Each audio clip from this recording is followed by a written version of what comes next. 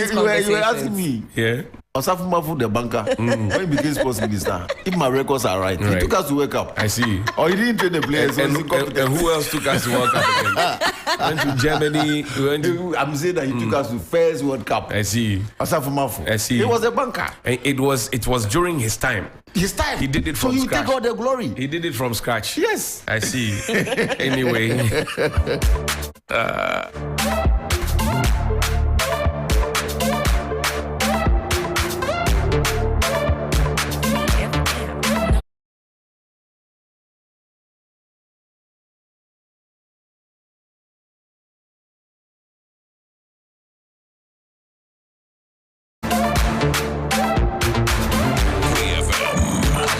Let's go on that line now and speak with Maxwell Seram Sunu. He is a Principal Program Officer, Environmental Quality Department of the EPA. Good morning, sir. Thank you very much for your time.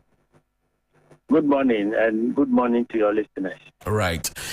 There have been concerns about the quality of air we're breathing currently in Ghana, particularly Accra as well. I'm sure you've heard and seen and read on many different fronts. Should we be scared? Hello? Hello, can you hear me? Yes, I can hear you now. I asked the question about the quality of air we're breathing in Ghana, in Accra. People are on social media saying, well, it's dangerous. In fact, yesterday, an official of the Ghana Meteorological Agency said it's hazardous and that we may have to go back to the nose mask. Should we be scared? I wouldn't say we should be scared, but we just have to do the right things. Currently, the quality of air in Accra, as we measured from one of our monitoring stations at Legon, is red, which means it's unhealthy. And then other areas like Tamale, the quality is maroon color, which means it's hazardous. So actually, Tamale is even more polluted than Accra.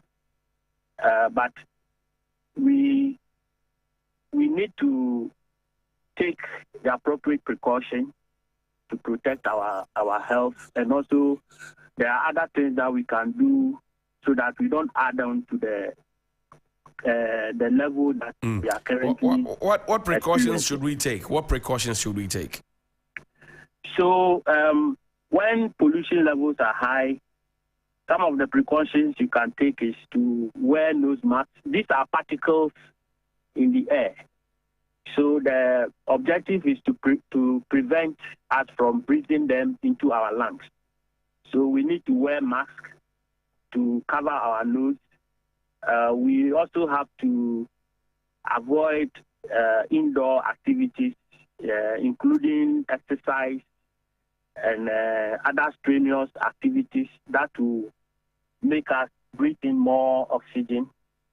And we also have to cut down or even avoid the burning of waste, which is also a major source of pollution.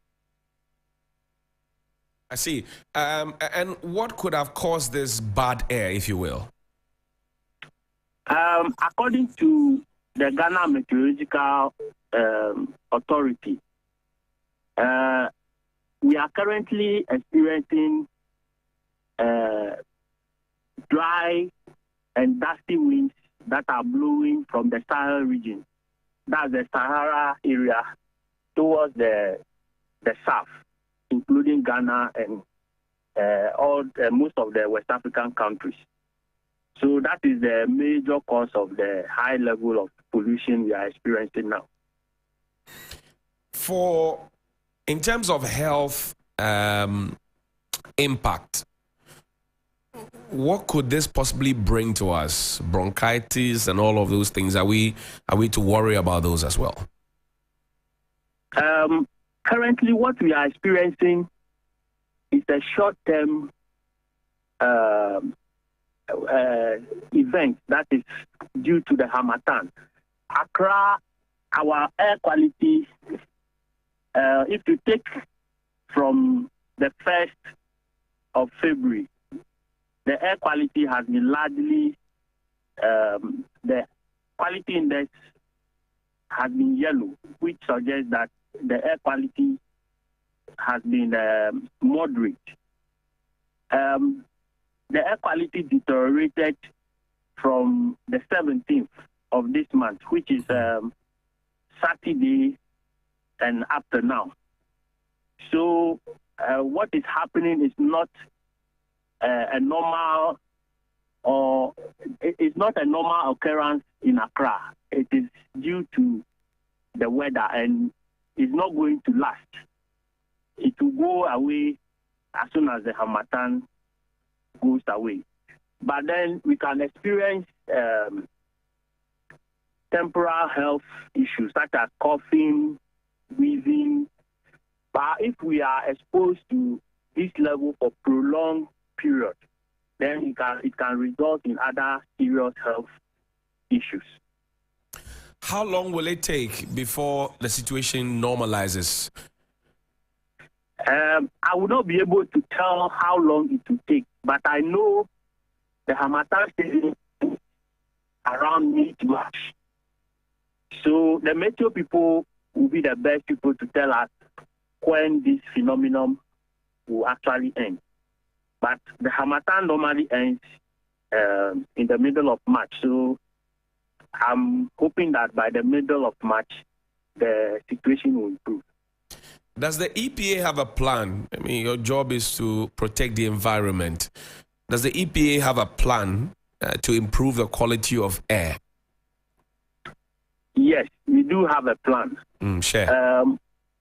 We have, for Accra, we have a management plan to manage air pollution from various sources. We have identified a number of sources that contribute to air pollution in Accra, including vehicles, industry, industrial emissions, open burning of waste. We also identified natural sources such as what is happening now, the Harmattan and sea salt. So those are the major sources. So to control the emission from these sources, there are a number of interventions that have been put in place. For instance, to control pollution from vehicular sources, the agency has in place standards for vehicular emission. And these standards are supposed to become effective as soon as the regulation backing them is passed by Parliament. So when this is done, when you go, you send your vehicle to DVLA for roadworthiness test.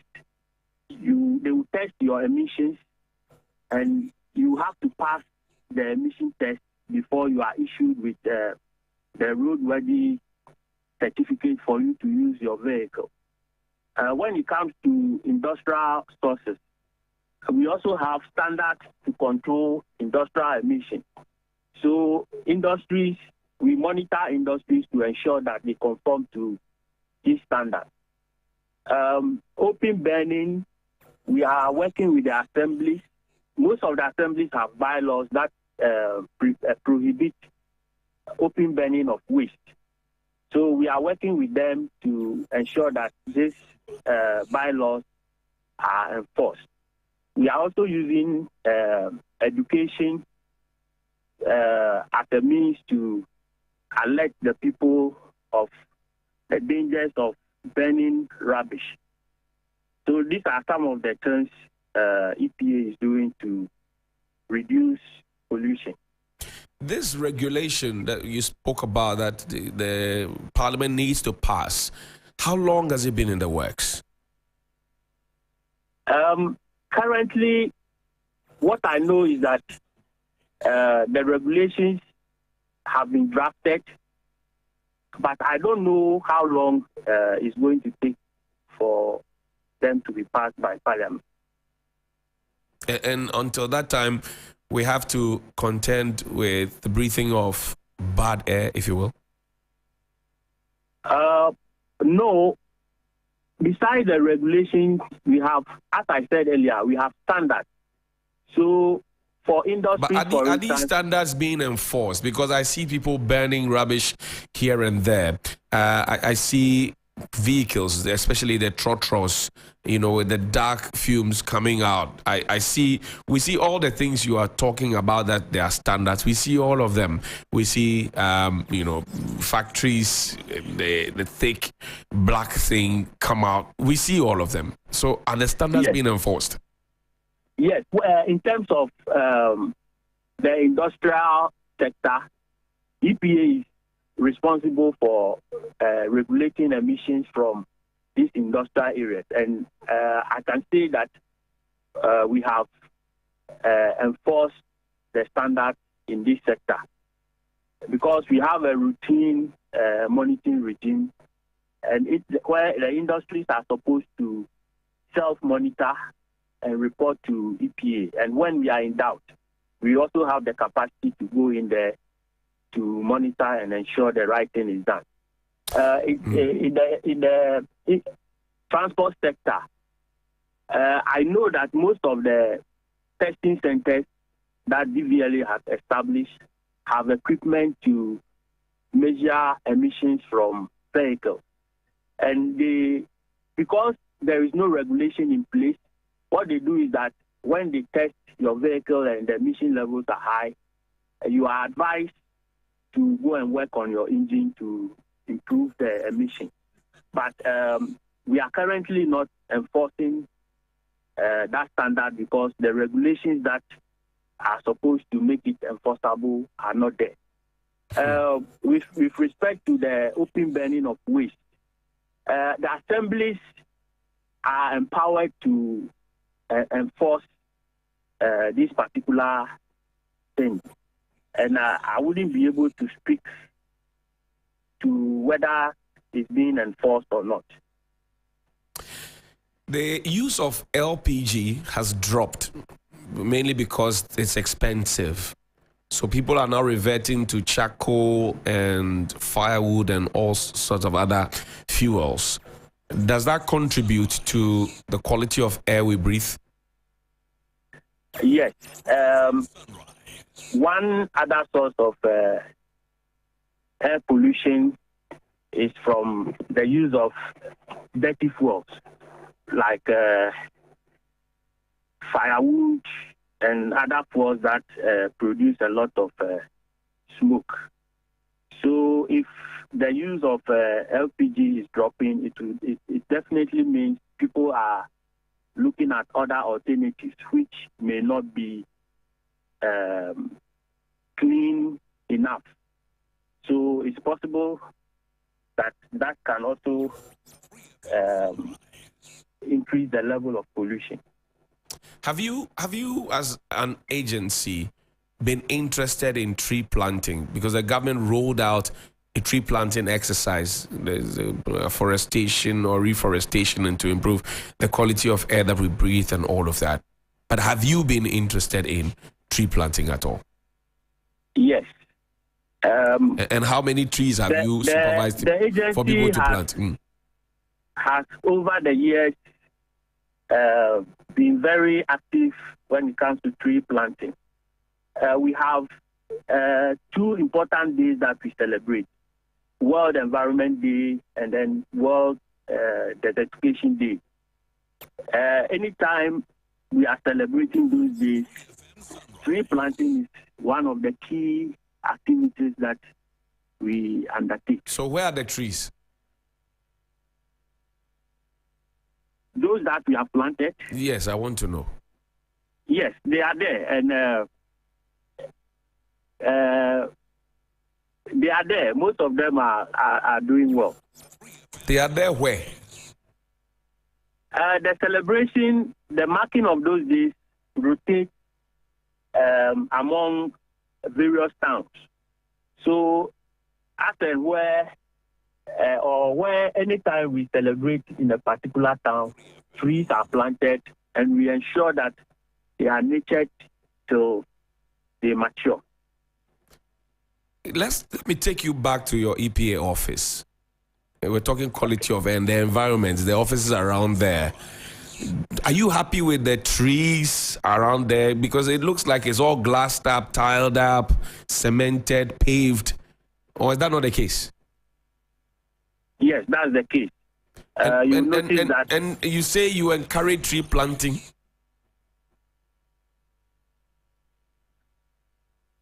Hello? Yes, sir. You heard me, sir. Your place is glassed up, it's paved, it's tiled, the offices around there same, and you're telling us that you encourage tree planting, but you are not living what you encourage. That's strange and suspicious, you know. Well, I don't know where you are coming from, but if you come to our coming premises, from 3FM. you will see. I mean, if you come to our premises, you will see few trees, and the ministry area too, you see trees around there. So I don't know which of the offices you are referring to. You see, I'm asking this question from a position of the government telling us that they are interested in trees. You have just confirmed that you're interested in planting trees. I can take you to the ministries, and then you would see that the trees are being wiped off, literally. The whole place, the whole ministries area, you can find some trees. But when growing up, you could see a lot more trees. These days, you go to Shippers Authority, they have a glass building. You go to Maritime, everybody is building glass and tiles and high-rise buildings. How are you involving state institutions particularly to cultivate the green culture? Because if you go to the high commissions and the embassies, you see loads of trees and even their residences. Our case is totally different, direct opposite. So how are you involving them in your plan so that we can get quality air to breathe? Anyway, my work is actually limited to air pollution issues, of which I think tree planting is also a very important part. But I wouldn't be able to speak very much to why the trees are being cut down and what is being done about it. I can speak to the pollution issue that we are currently discussing. Quality air is your forte, and we know that the trees will inhale the carbon dioxide and give us oxygen. So that falls within your purview, quality air. Do you talk about it at all in your office? What is happening now, the situation we are currently facing is not an issue of gaseous pollution, say carbon monoxide, or what is happening now is actually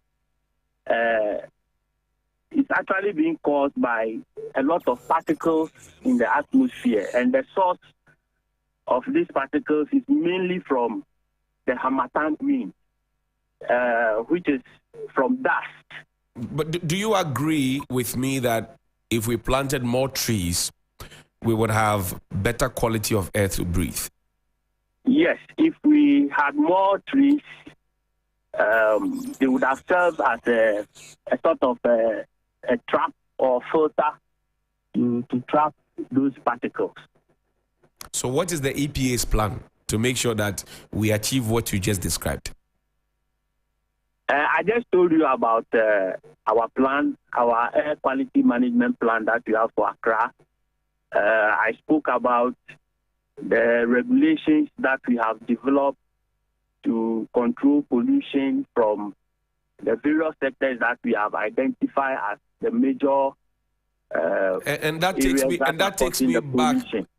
me back to the question you asked where I'm coming from. I'm coming from this position which you have just, spoken about. And I'm saying that as EPA, where you're situated, your office is situated, and your neighbors, which are also some state institutions and private installations, the trees are not there. So charity begins at home. Right? So if you were planting trees, if you planted trees, I'm sure you could have encouraged them also to plant trees, and then that will spread, correct? To say trees are not in our premises No, I don't didn't. I think didn't that say. is, I didn't say trees are not in your premise. I'm saying that we the have number, trees the in our number, the premises. number of trees that I knew Yes. of. It's not enough. Right. But your estimation. Is that not what you are saying? And that of your neighbors as well. And that of our neighbors. Right. And so if you celebrate World Environment Day every year, the numbers of trees that you plant year on year should have increased by now, so that when we read the statistics and we breathe quality air, it would have all improved. Yes? What I was telling you is that the World Environment Day is not celebrated at the same place throughout. It rotates among towns. So when we celebrate it in a town, some of the activities we do is to plant trees and then encourage the people to nurture them till they mature. So it's not like every year we celebrate World Environment Day in Accra, in our office or the ministry area, and we don't plant trees. Have you thought about? We have helped to plant trees elsewhere. Maxwell, have you thought about local assemblies and the permits they grant for people to build, including in those plans a green agenda, so that I bring my 70 by 100 plot of land and I tell you, the assembly, I want to construct my home on it. The assembly would then say, if I, for example, devote 25% of that portion of land to a green area, I get some reduction in how much I'm supposed to pay for the building permit. Have you thought about that? Yes. Mostly the permits are granted, the building permits are granted by the assemblies and not the EPA. But you sit on the boards. You have EPA people, NADMO, all of you sit, fire service, on those boards to approve the permits, no? I don't know about that. What I know is that certain categories I'm telling you that the EPA require that the proponent get a permit from EPA. And so if EPA is permitting a particular project, they ensure that green space is part of the project. Where you cannot green the space, you are advised to plant trees elsewhere to compensate for those that you have cut down. So I'm suggesting to you that the EPA, NADMO, fire service, they all sit on their local assemblies board when they approve building permits. I would not be able to confirm that because that is not my line of work is purely on air pollution issues. I hear you. So I wouldn't be able to confirm that. But air pollution issues includes greenery, Anna. Yes, but then our work is such that we all have our core job that we do, and I think we should stick to my core job. I can't speak for others. Okay, we'll find the others. Helen has a question for you.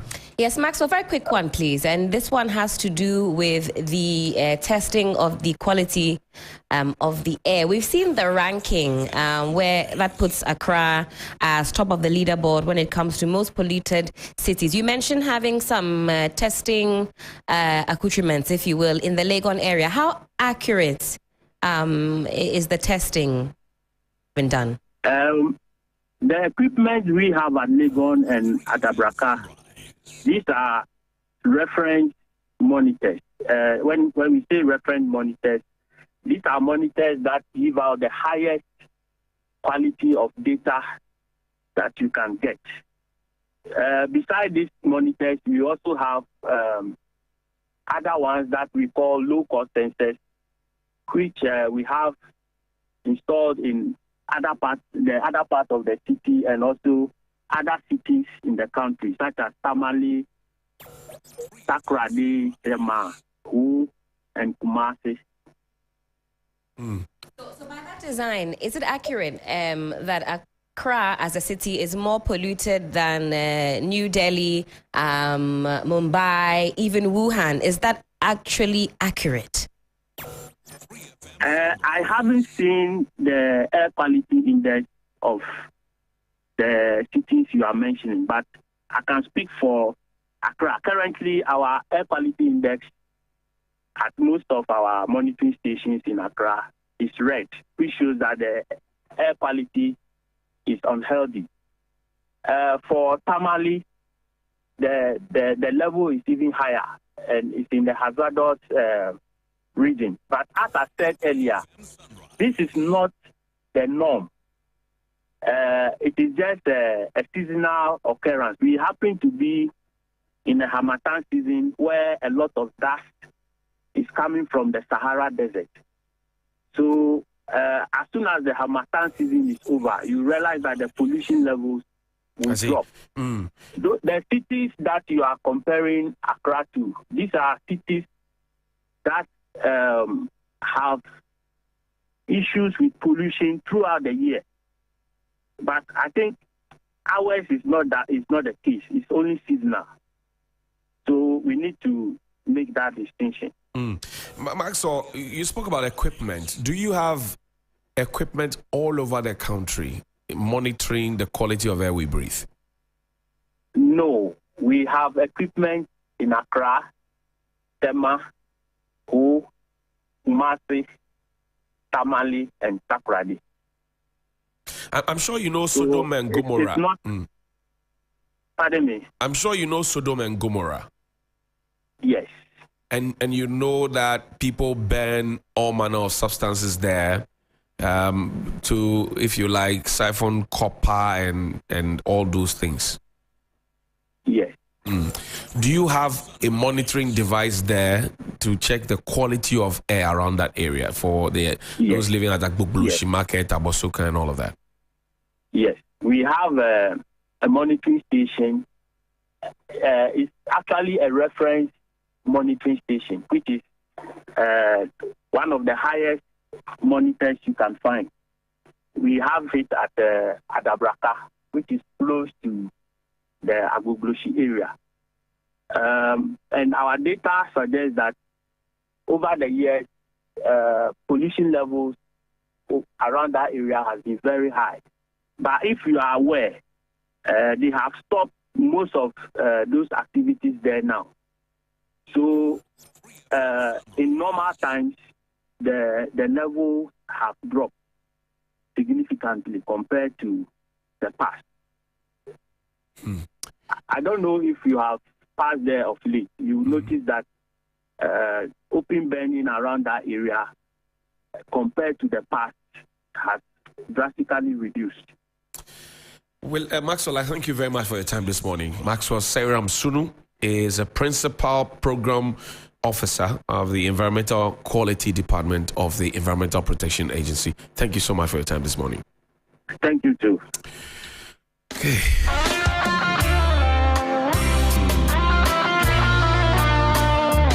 Where we gonna run go? Where are we gonna run and go? Mauritius, yeah. We have a building. We visited Mauritius and they had a building policy that no house or structure should be higher than the next tree. Wow. Yes. So if you are building a house and there's a tree, there's no way the structure should be higher. So the whole country is enveloped by the trees. Yes. Oh, wow. And when you enter the country, It's cool. there is cool. The sea, the water bodies are so clean, and it's a conscious effort. Yeah. Wow. Yeah. You know, I don't know what the situation is. I was there in 2014, 2015, and that was the policy. And you could see tall trees just covering the whole country. So tourism is expensive. Tourism is Go ahead. it's thriving. You know, because I wouldn't want to go to a country where there's air pollution and then you put your health at risk. And so I'm happy you say that this is just seasonal. Right. So hopefully after the Hamilton, we will see some clear air and breathe in some quality air. Yeah, that's it. As a country, I don't think we have really paid attention to afforestation. I mean, we have Galamsey on one side. We're spending money to plant trees, and then we are cutting trees. Years ago, in front of the art center, that Brennan NLA office, They cut you down could the see tree trees. and We then- cut down all the and trees and carved it carved into them. I don't get it. So, and I remember this was done around the year 2000, 2001-ish, some the figures. advent of the Kufo. We just cut the trees down. These were giant trees, so you could actually. My dad used to make us take Sunday walks, and you could walk under those trees and not feel tired. So we walk from 37. And then you see there's that trees that will walk, could Those do all ones the that have the walking. bats. Yes. And then before the Jubilee House was put up, you could actually see the trees all there. So you walk all through, then you take the Liberation Road, you enjoy the trees, and then you take National Theatre, and then you come back. These days you can't risk that. Oh. See, The everything must be heat deliberate. will kill you. Everything must be deliberate. If you are talking about a country that says that per policy, no structure should be higher than the next tree, it only tells you that they are conscious about the effects that that kind of plantation would have on the environment and even the way the whole country looks. But if there's no policy, I can just go to any community, buy land and start cutting down trees. And nobody, nothing will happen. Yeah. Where did our thirst for this tiling, this glass type of structure come from? Or are we copying blindly? Well, we think that shows that you have arrived. You arrived. are affluent. You are, yeah. Big land, no tree. No greenery. nothing. You see glass, you see Yes, pavement, you see tiles. tiles. It actually makes the place hot, and you consume more And electricity. it contributes to flooding because a lot of water is not sipped into the That's ground. right. It just runs. That's why I asked him if we have a green policy, so that I bring my plot of land to the assembly I want to build. If I dedicate, say, 20% or 25% of my land to greenery, the assembly will reward me by cutting down how much I pay in terms of building permit. In Germany, I'm told they pay rain tax. So if you decide to concrete your house, that's your business. But you pay rain tax for the man who has left greenery, because when the water hits, it doesn't sip, it runs off, and he takes, your load. So you have to compensate him and actually give the monies to them. This is the creativity that William talks about day in and day out. The other countries are finding so many ingenious ways of bringing the people in and with the making state. money. This one are all state-induced decisions. So do you remember Salifu Amankwa? Yes. Do you remember Salifu Amankwa's circle? In Nkrumah Circle. And now Circle. the hope there's no tree. Those days you dare not walk. Hey, on the grass, on the lawn, they will flog you. You They know? will whip you. Yeah. Salifu Amankwa circle. Hot. The man was planting trees, Woto. paving, grassing, and now everything is. So where do you go as a Ghanaian? You live in the capital, for example, where Tamale is also very polluted. Where do you go if you want to inhale fresh air, relax, get some Akosombo. greenery? Go to You don't have any Akosombo. greenery. But you see, we should also be careful about the way people are building on the Equatorial Ridge Yes. these days. Yes. Because of the natural coolness of the area. Yeah. If you are not careful over the next 20, 50 years, the whole place. You say 20, 50 years. The I whole say place will be we'll get to a concreted. point. It won't rain in Accra, but Accra will be flooded. Because you all go the around the rain- Brekusu area, it all come you down. know, previously because of the greens and all of that, water hits. It seems that it takes a longer time, maybe 2-3 hours before the rain comes down, the water comes down to Accra. These days, 20-25 minutes, the water is already in Accra. The construction- Because around that Ayi Mensa area, which used to serve as a buffer, Estates are they're all springing gone. up. They're all gone. So check the water that comes from the mountains. It's no longer clean and green. It's all brown. If Legon can get flooded, I think we are in big trouble. Let's talk to Dr. William Bannerman. He's the founder and CEO, Intelligence Nature International. Doc, good morning. Thank you for your time. Good morning, sir. And how are you doing this morning? I'm fine, and you? Well, we're greater than Accra. We're talking about the quality of air pollution and related issues. We've just been told by the EPA that we are doing some work in that area, and that the situation we have presently is hazardous and it could have health implications, but it will only be for a while because of the Harmattan. What do you know?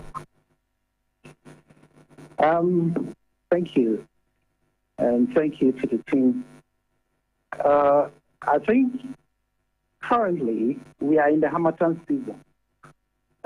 Theoretically, the Hamilton season spans from November to March, as we all are aware, somewhere mid-March. Now, sometimes there are localized changes in the weather. That means you may have December being drier, and then January maybe being less dry, sometimes February being drier. When I was a kid, I used to see a lot of mist, and December tended to be a bit more, dry. These days, January, the Hamilton seems to peak around January. I mean, the past few, let's say, years or decades that I know. And then February, sometimes we have isolated, rain, very isolated, very scanty, 1 or 2 or 3 in February. And then the rains begin in March. So we are still in the Hamilton season, and, that these dry weather must be expected. We must, however, separate the dryness from the pollution in certain explanations. They come together. The Hamilton season is dry. The winds are dry themselves, but there are also localized pollution that already exists in particular areas, and the level of pollution could be aggravated by the conditions in the Hamilton. The concern is about the health implications. What can we do to better our situation?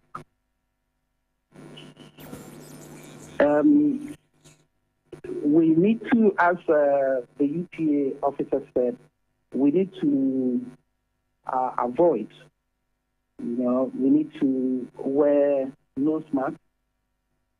In fact, we need to manage the situation. We need to wear nose masks as much as possible.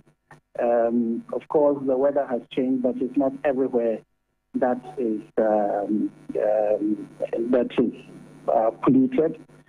Some environments that are well paved may not, at a local level, have that much of pollution. So you may not need to wear nose masks to such places or indoors as we had in the COVID era. But if you are moving, you are traveling or moving on an unpaved road or walking on an unpaved road, or you are doing morning walking exercises and the roads are unpaved, to be good, you go in nose mask as much as possible. And we also have to avoid the burning, of especially materials, etc., because the smoke and all that gives produce additional pollution into the air. Because the air is dry, it tends to dry everything. So if you have, let's say, stagnant water, which may be containing some organic material that are, otherwise wet and held confined in the water, immediately the dry winds begin to blow over, and immediately they dry up. The particles, and the wind blows, the particles tend to, gather up and then move into the, lower atmosphere, into the air, and that may be breathed in by people. So we have to sort of use nose masks to prevent ourselves, and also prevent ourselves from coming into contact with this, especially through inhalation. And at the same time, we have to adopt practices that reduce the risk of air contamination. Dr. Banaman, have you done some work on the quality of air in Accra? What did you find? I have not done work in Accra, I've not measured the quality of air in Accra. I've measured the quality of air in industrial areas outside Accra. But I'm aware of the data collected, in Accra by other bodies and agencies. And what did you find to be the major pollutants? Accra is a metropolitan area, and you typically will have, carbon monoxide, for instance, because of the high fleet of vehicles in the city. That is typical of most cities. And, in Accra, we have about over 50% of the vehicular fleet in Ghana is in the metropolis in Accra. So you have a lot of vehicular emissions that contribute to air pollution. And then, of course, because of the burning of industrial waste, if somebody is burning waste in space, and it's not maybe in a car park, or it's likely to be organic waste. But in Accra, the burning of waste could be, waste industrial waste and other materials, including chemical materials. So you could emit nitrox, methane nitrox oxide, that's nitrogen dioxide, and also fluorocarbons if they are coming from fluorocarbon sources. And then, of course, ozone as well. Doc, I want to thank you very much for your time. But before you go, a final question. Is it your view that policy-wise, Ghana is ready to get us away from some of these situations in future? Policy and legislation, do you see us going in the right direction? I can speak at the level of the EPA and also at the level of the Ghana Standards Authority. I think we have done well in terms of documentation. There is currently a standard for air pollutants that I think was prepared by the Ghana Standards Authority. And we are already using it in interpreting data in Ghana. So, and the good thing about that is that we have some standards, some numerical or quantitative standards that are not even found in some international, standard documents. So that is very good because we have, local indicators that are represented in the GSA standards. It's a good one. There is also the air quality management plan by the EPA, which the EPA officer spoke about. So the plan is there, and it's specifically for, I think, there's one for the Greater Accra metropolitan area. Implementation, I guess, is the issue. So if we can really implement and make sure these,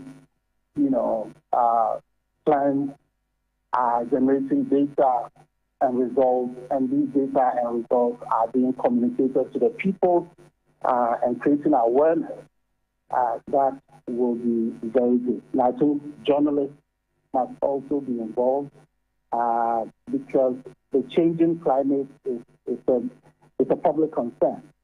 And so journalists need to be involved, need to be more aware so they can ask pertinent questions which previously were confined to technical circles.